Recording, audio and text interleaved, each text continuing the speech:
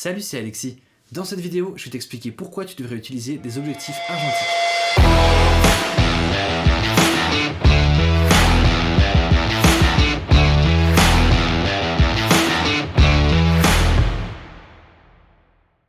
Quand je dis objectif argentique, je parle en fait des objectifs qui étaient utilisés sur les boîtiers à optique interchangeable argentique. Ces objectifs peuvent très facilement être adaptés sur nos boîtiers mirrorless actuels. Pour ça, il va falloir adapter la monture de l'objectif à la monture du boîtier. Prenons par exemple cet objectif qui est en monture M42. Si je veux le mettre sur mon Sony Alpha, eh bien je vais donc prendre une bague comme celle-ci qui est donc de ce côté en M42, donc un pas de vis, et de l'autre côté la monture FE de Sony. Donc il faut en fait que je mette l'objectif sur la bague, et ensuite je mets l'objectif directement sur mon boîtier. Cette bague va donc servir à deux choses. La première, ça va être d'adapter une monture à une autre, et la deuxième, ça va être aussi en fait de compenser la distance qu'il y a entre l'objectif et le capteur du boîtier. Et donc pour les objectifs argentiques un peu plus récents qui disposent d'un autofocus, et bien là en fait il existe des bagues avec une conversion au niveau de l'électronique. Donc du coup ça veut dire que le boîtier va pouvoir quand même communiquer avec l'objectif même si ce n'est pas de la même monture.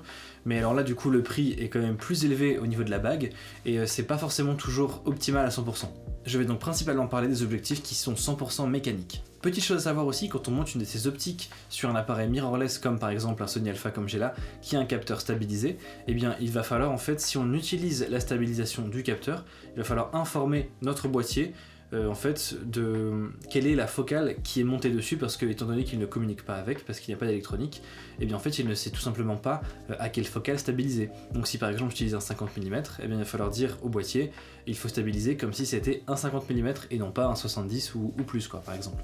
Je vais donc maintenant t'énumérer tous les avantages qu'a ce type d'objectif. Alors le premier, c'est le prix. Effectivement, un des plus gros atouts en fait de ces objectifs, c'est qu'en fait on les trouve à vraiment pas cher. Il est à l'heure actuelle assez facile sur des sites de vente ou sur des brocantes de trouver des pièces assez intéressantes à prix relativement contenu. Après bien entendu il y en a toujours qui sont un petit peu plus chers, donc dans le lot il y en aura forcément qui seront un petit peu plus chers que la plupart des optiques, mais dans le lot on arrive vraiment toujours à trouver quelque chose de vraiment abordable et de relativement qualitatif. On va par exemple pouvoir trouver quelque chose de vraiment intéressant dans les alentours de 50 €, alors que pour une optique moderne, et ben là généralement pour avoir un objectif assez qualitatif, au minimum on va dire qu'on sera dans les alentours de 1000 €. Il faut aussi prendre en compte le prix de la bague d'adaptation, mais généralement on trouve dans les alentours de 15 € à peu près. Ça reste donc très intéressant. Le deuxième point, ça va être le bokeh. Alors il y a certains objectifs en fait qui ont ce genre d'effet un peu plus prononcé que d'autres, il y en a qui restent quand même assez neutres, mais on arrive quand même à trouver pas mal d'objectifs où il va y avoir des bokeh en fait assez intéressants et assez originaux. Ces effets sont en réalité des défauts optiques, mais en fait actuellement avec les objectifs qu'on a de plus en plus perfectionnés et qui s'approchent en fait de la perfection, et ben on se retrouve avec des objectifs qui ont de plus en plus de piquets et le moins de défauts en fait.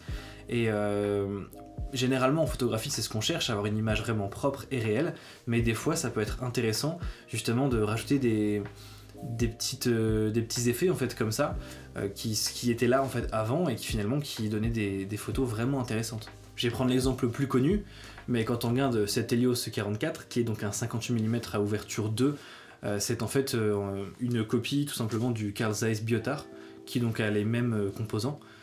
Donc c'est un 58 mm qui ouvre à f2. Dans les faits, c'est une focale quand même assez classique, on va dire. Mais sa particularité, c'est qu'elle va avoir un bokeh tournant, donc on appelle ça un swirly bokeh. Et en fait, on va avoir vraiment l'impression que tout le champ d'arrière-plan va faire un espèce d'arrondi comme ça. Et ben c'est quelque chose qui est de plus en plus recherché, pourtant c'est un défaut, mais en fait ça va par exemple en portrait permettre de détacher beaucoup plus son sujet et d'avoir un effet de flou artistique assez intéressant au niveau de l'arrière-plan. Et il y a aussi une deuxième particularité au niveau du bokeh, c'est que généralement les objectifs qui sont un petit peu plus anciens avaient une tendance à avoir plus de lamelles dans le diaphragme, et quand il y a plus de lamelles en fait ça permet d'avoir donc des billes de bokeh quand on ouvre au maximum son diaphragme, ça permet d'avoir du coup des billes le plus rond possible, parce que plus il y a de lamelles et plus ça va rajouter de la rondeur.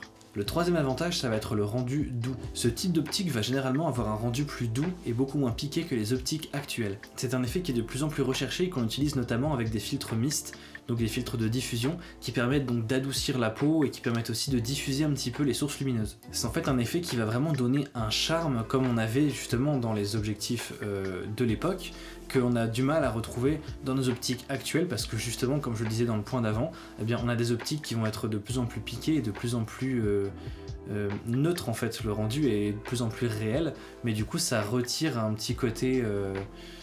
Enfin, comment dire, c'est très neutre, donc après on peut en faire vraiment ce qu'on veut, mais des fois on aime bien rajouter un petit cachet en fait d'antan à l'image. Le quatrième avantage, ça va être le rendu un peu pâle, qui va du coup avoir un petit effet vintage aussi. C'est un point qui est quand même relativement lié à celui d'avant et qui en fait va vraiment renforcer le côté vintage dans le visuel, où en fait on va avoir un effet très pâle sur l'image, voire même voilé par moment, et ça va donner du coup un effet clair, un effet désaturé, et avec des couleurs très désaturées qui vont du coup encore une fois ramener à un visuel assez vintage. Le cinquième avantage, c'est l'apprentissage. Ces optiques sont pour moi très intéressantes pour apprendre parce que le fait qu'elles soient 100% manuelles va nous forcer donc à faire donc tous nos réglages manuellement, ou du moins une grosse partie parce que la vitesse se fait quand même sur le boîtier, mais ça va du coup nous forcer à plus réfléchir à nos réglages et à mieux comprendre en fait mécaniquement comment ça fonctionne. Et du coup pour ceux qui utilisent en tout auto, là c'est vraiment plus possible. Il y a éventuellement la priorité à la vitesse qui peut quand même fonctionner, mais hormis ça, c'est quand même plus intéressant d'utiliser en tout manuel. Et l'autre point aussi, c'est de nous habituer du coup à faire la mise au point en manuel également. Le sixième avantage, c'est la compacité. Comme on peut le voir là par exemple, donc j'ai le 58 mm Helios, donc là avec la bague d'adaptation et son capuchon dessus, et là à côté j'ai un 85 mm Sony, donc à ouverture 1.8, donc c'est un gabarit assez classique pour ce genre de focale, donc c'est pas exactement le même focal, mais généralement tout ce qui est 35, 50, 85 qui sont globalement le même gabarit, et là on peut voir quand même que c'est l'optique donc argentique est beaucoup plus petite, sachant que la bague arrive ici. Si on prend à peu près à taille équivalente, voilà ce que ça donne. Donc c'est pratiquement 2 fois plus petit. Pareil au niveau largeur, on peut voir que la lentille est beaucoup plus petite dans les optiques d'argentique que dans les optiques modernes. Alors effectivement, du coup, les objectifs actuels vont récupérer plus de lumière due en fait à leur grande lentille, mais pour certaines personnes, la compacité est vraiment primordiale, et du coup, c'est quand même un avantage qu'il peut y avoir à utiliser ce type d'objectif. Alors le septième avantage, ça va être la robustesse. Alors généralement, ces optiques sont faites toutes en métal, alors que actuellement, nos objectifs modernes, bon, les quand même plus haut de gamme sont en métal, mais les objectifs que parfois milieu de gamme sont tout en plastique. Donc déjà, si on le fait tomber, ce genre de choses, généralement le plastique ça aime un petit peu moins que les objectifs en métal qui sont quand même bien costauds et qui ont plus de difficultés à s'abîmer, on va dire. Ensuite, pour comparer par exemple à mon Tamron 70-180 que j'ai depuis quelques années, eh bien dès la première année d'utilisation, pourtant j'en prends vraiment un soin immense, eh ben j'ai très rapidement vu des poussières s'accumuler à l'intérieur, donc en fait sous mes lentilles, donc je peux pas le nettoyer en fait. J'ai eu très vite des poussières à l'intérieur, donc au bout de même pas un an d'utilisation, alors que si je compare à mes optiques d'argentique, après je parle bien entendu de celles qui ont quand même été conservées de façon assez soigneuse, je parle pas de celles qui ont traîné 20 ans dans une cave, parce que là forcément il y aura des champignons et des poussières énormes dedans, mais si je compare à une optique qui a été, on va dire, conservée de façon classique, eh ben on retrouve quand même moins souvent de poussière dans les objectifs argentiques. Et enfin, mon huitième et dernier avantage, ça va être pour la vidéo. Alors effectivement, en vidéo, le rendu visuel qu'on attend en fait n'est généralement pas du tout le même qu'en photo. En photo, donc moderne je parle, on cherche toujours à avoir des images vraiment bien piquées, bien définies au maximum, alors qu'en vidéo, eh ben, généralement on essaie d'avoir quelque chose de beaucoup plus doux visuellement, pas forcément aussi coloré que dans une photo.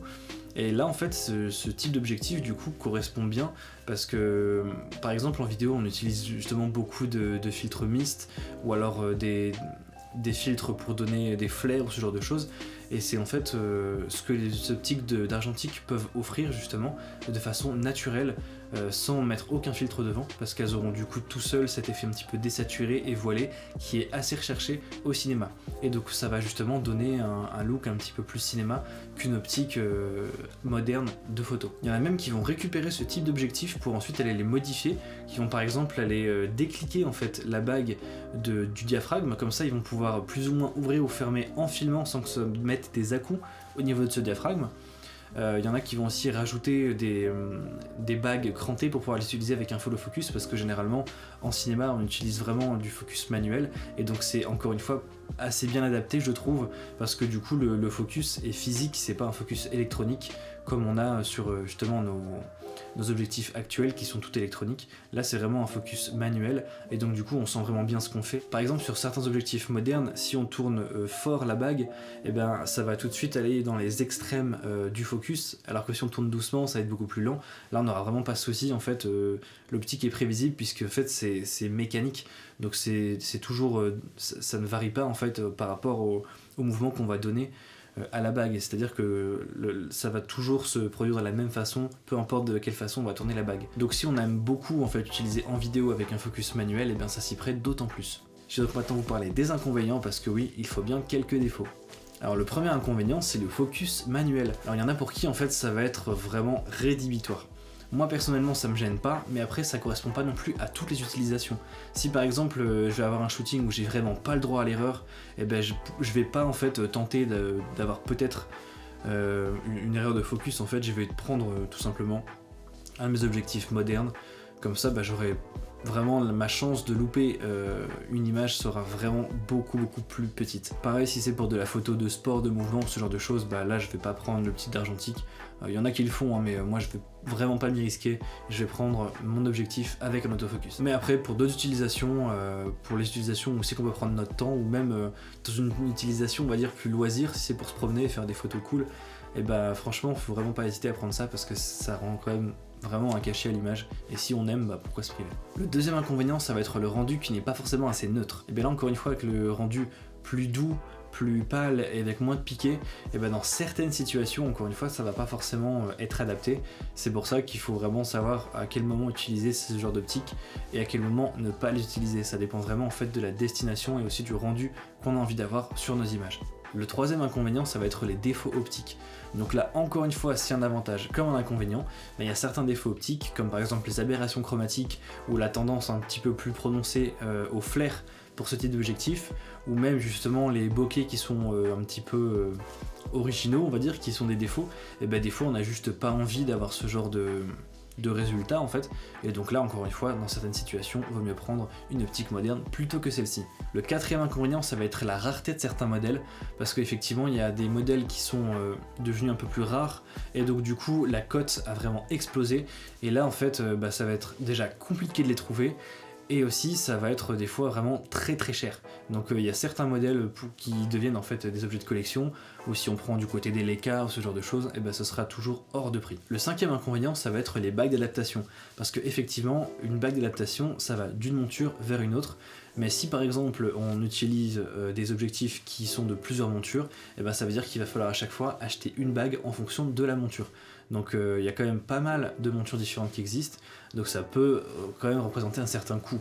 Après si c'est que des bagues pour des optiques mécaniques, 100% mécaniques, c'est à chaque fois 15 € la bague, donc après c'est pas non plus une fortune, mais voilà, c'est à savoir, il va falloir à chaque fois acheter une bague en fonction de la monture.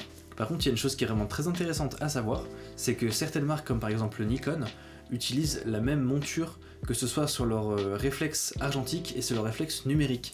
Donc en fait sur ces boîtiers là pour le coup il n'y a pas besoin de bague d'adaptation, et on peut mettre en fait une optique donc de réflexe argentique directement sur réflexe numérique, et tout va bien fonctionner en fait exactement de la même façon, sauf que du coup ce sera tout manuel encore une fois. Mais c'est un des rares cas où en fait on peut les utiliser sur des réflexes numériques, parce qu'en fait le souci qu'on a par rapport à un mirrorless, c'est que du coup le boîtier en fait réflexe va être quand même assez volumineux, parce que du coup il y a le système de miroir à l'intérieur, et en fait des fois cette distance qu'il y a entre l'objectif et le capteur est déjà trop grande, ce qui fait que ça va créer avec certaines montures en fait des problèmes au niveau de la mise au point, où on pourra par exemple pas avoir la mise au point sur l'infini, alors qu'avec un mirrorless, étant donné que le boîtier est beaucoup plus court, c'est pour ça qu'on a des bagues plus épaisses, parce qu'en fait c'est pour justement rajouter de la longueur entre le capteur donc du boîtier et la lentille de notre objectif, parce qu'en fait c'est pour vraiment revenir à la même longueur d'origine qui est conçue en fait pour la monture d'origine. Avec un réflexe, il y a certaines montures qui ne sont tout simplement pas adaptables. C'est pour ça que je dis donc que pour avoir une bonne utilisation, il faut utiliser ça avec un mirrorless, où là il n'y aura vraiment aucun problème. Le sixième inconvénient, et là c'est un inconvénient qui n'est pas des moindres, c'est le risque de champignons. Alors là c'est un point où il faut faire vraiment très attention. il faut toujours bien vérifier à l'intérieur d'un objectif s'il n'y a pas un champignon à l'intérieur. Donc si c'est un achat en ligne, eh bien, il faut vraiment poser des questions au vendeur ou alors vraiment bien regarder les photos. Et si c'est un achat en physique, eh bien vraiment bien prendre son temps de regarder l'intérieur à la lumière, tout ça. Qu'il n'y ait vraiment pas de champignons. Et le risque en fait là, c'est que si on met l'objectif avec un champignon à l'intérieur au contact de notre parc optique ou même de tout notre matériel au complet, même les boîtiers, et ben en fait le risque est que ce champignon aille en fait dans tout le reste de notre parc optique et là c'est très problématique. D'ailleurs dites-moi en commentaire si ça peut vous intéresser que je fasse une vidéo où j'explique en fait tout ce qu'il faut vraiment bien vérifier au moment de l'achat sur une optique d'argentique. Et enfin le dernier inconvénient, ça va être qu'il n'y a pas de métadonnées. Alors ça c'est pour moi personnellement un inconvénient que je trouve vraiment anecdotique, mais ça peut quand même en embêter certains et je peux comprendre, c'est qu'en fait le boîtier et l'objectif ne communiquent pas tout simplement parce qu'il n'y a pas d'électronique et donc du coup le boîtier ne sait juste pas avec quoi a été pris l'image. Donc au bout de quelques années, quand vous commencez à avoir pas mal de photos, et ben vous pouvez en fait vous retrouver à ne plus savoir en fait tout simplement avec quoi vous avez pris votre image parce que du coup quand vous allez sur Lightroom ce sera écrit avec tel appareil mais vous ne saurez pas avec quel objectif, ni à quelle focale, ni à quelle ouverture vous aurez pris votre image. Vous n'aurez juste que en fait, les ISO, la vitesse et le nom du boîtier. Vous n'aurez aucune information sur l'optique. Alors c'est pas forcément un gros problème, mais voilà, si vous voulez juste savoir à quelle focale ça a été prise, voilà, ce sera à vous de le retrouver dans votre mémoire ou alors en fonction du rendu et des focales que vous avez. Voilà, après c'est comme je disais juste avant, c'est pas un gros inconvénient, mais je peux comprendre que ça en embête certains. Et bien voilà, c'est tout pour cette vidéo. Comme d'habitude, j'espère qu'elle t'aura plu. Si tu as des questions, n'hésite pas à me les mettre en commentaire. Et si jamais tu fais partie des personnes qui utilisent justement ces objectifs d'argentique sur leur boîtier, et ben ça m'intéresserait de savoir un petit peu ce que tu utilises, donc le combo boîtier-objectif, et d'avoir un petit peu ton retour sur la chose. Ça m'intéresserait beaucoup. Je te dis à plus tard dans une prochaine vidéo, et n'oublie pas, se former c'est bien, mais sortir shooter, c'est tout aussi important. Je vais donc pas, comme par exemple une Sony Alpha avec un stud, assez originaux en fait, je sais pas ce que je dois dire.